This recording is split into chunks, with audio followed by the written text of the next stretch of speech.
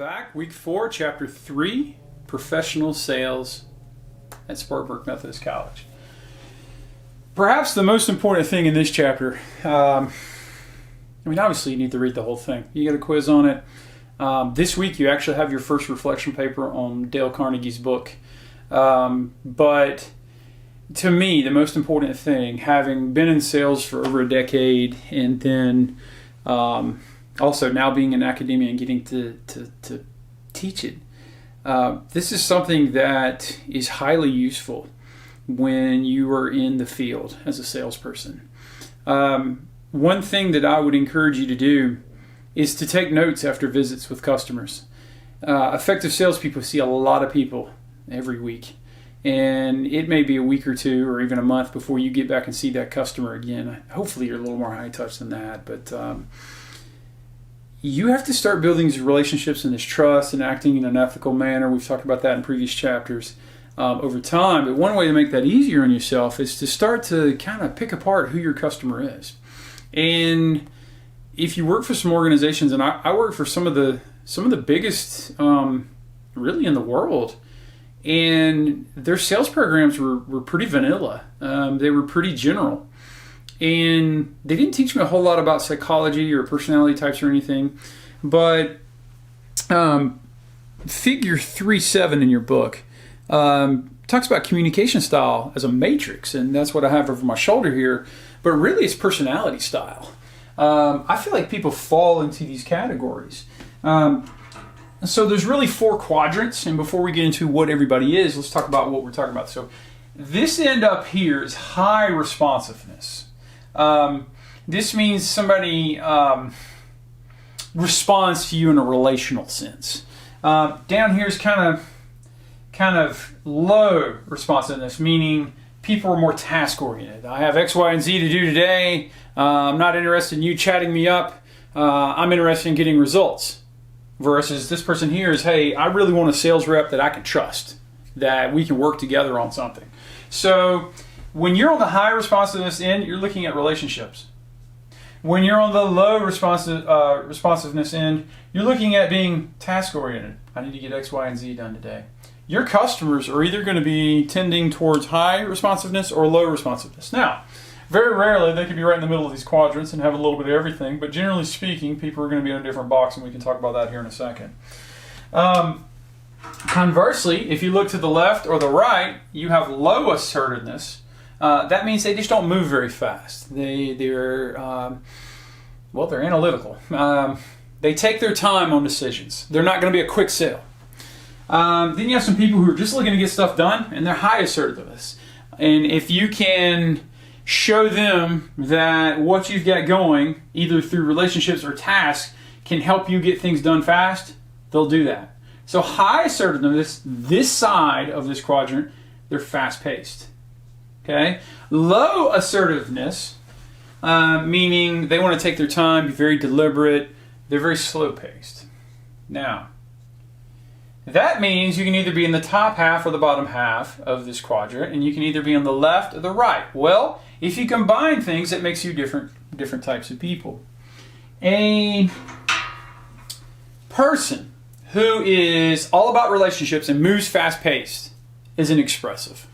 Yours truly, I'm an expressive. I fall squarely, put my dot right there in this category. Okay, see how that's a quadrant? Some people may be expressive with some driver tendencies, and you put them down here, like maybe you're right there. Okay, drivers are task-oriented and fast-paced. They want to get work done. They could care less if we're friends. If my product or service makes their life easier, that's all they care about. Up here, I like having relationships built over time, but I want to flat out get it done because I'm highly assertive.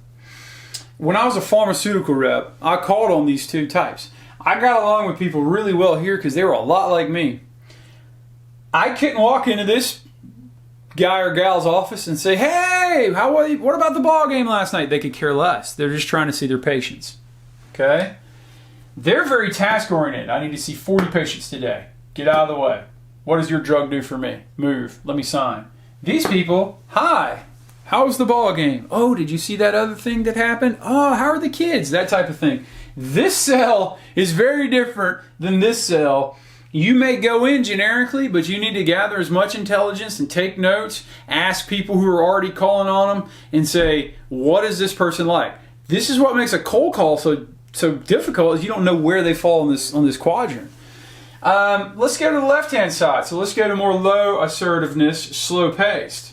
Amiables used to drive me nuts when I was in pharmaceutical sales because they're so friendly. You want to build relationships with them, but they just won't move. They won't do stuff as fast as you wish they would. All right, I know you all know people like that, but they are about relationships. Oftentimes, I found that amiables would lie to my face. Yeah, man, I'm going to write your drug, and then I'd get the data later, and they never did. They just told me they were going to write it because, well, they didn't want to disappoint me. They're a tough nut to crack. Everybody likes the amiable because they're not going to be angry with you or a jerk when you come in to sell them something. But sometimes they just kind of waste your time. I'm not saying that you shouldn't build relationships here. Just realize it's going to take more time. Okay? And expressive, you can build relationships and move fast. All right? That leaves analyticals. Analyticals are task-oriented like drivers in that, hey, I need to get X, Y, and Z done. How's your product or service help me do that? But if they're a little more slower paced, you can be a little more factual. You can sit down with them and say, here's what my good or service does, and here's how it can help you achieve X, Y, and Z. Now, if I take an analytical approach and try to sell it to someone like me and expressive, I'm going to be bored to tears. Be like, all right, give me the highlights. I'm moving. All right. How can I count on you? I'm looking for a relationship with a sales rep I can trust. So what you're going to find is people all over the map here. You're going to find people here. You're going to find people here. You're going to find people on the line. You're going to find people way down here. All right, and that means way over here they're very low responsive, meaning they don't care about your relationship, but they're highly assertive, so they're fast paced. This is something really important for you guys as college kids as you get out into the working world. When you go out on job interviews, if you have an interview with multiple people at a single company, chances are you're going to get somebody from each category. I remember a time when my first interview, in fact, it was the first time I've ever flown. I got an interview up in Indianapolis with a really large company. I'll keep them anonymous here. If you come in the classroom, I'll tell you the whole story.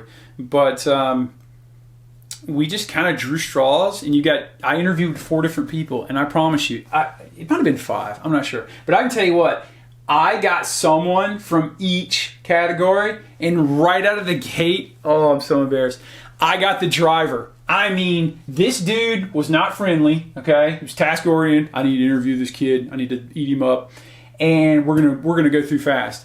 And I walked in there like the punk I was at the time and held up, he said, well, what kind of salesman are you? So I feel like I could sell anything. He pulls out a pencil, sits it right in front of me. All right, he might as well have done the Joker move from the Batman movie and just slammed my head into it, got it over with, and said, sell me this pencil. Dude was merciless. I just froze up. It was horrible. I went on about my day in the next interviews with all of these people. I love this guy. I still remember him calling me. These people were friendly. These are analyticals, but I could get like a vibe on how to deal with them. I think that interview would have gone a lot better if I had gotten this guy first. But I got this guy first, and you had to be unanimous. I didn't get the job. Long story short, the expressive guy called back. He's like, I don't know what happened to that one guy. I'm like, yeah, he ate me alive. It all worked out. I ended up on a career path that led me to you guys in this video. So I guess it's working out. You need to be aware of this. If you're just going through the motions in this course and not learning about the different personality types and how they communicate, you're really working at a disadvantage. It's like having both arms tied behind your back. Because if you're an expressive trying to sell to an analytical because as an expressive would, it's a huge mistake. An expressive is going to turn this person and that person off. This person's going to kick you out. An expressive can waste a lot of time with an amiable thinking they got something great going, but really it's not. Okay? So these personality traits really matter out in the field. So make sure you take some time this week to learn them frontwards and backwards, and keep in mind Sunday, your first reflection paper on the Dale Carnegie book.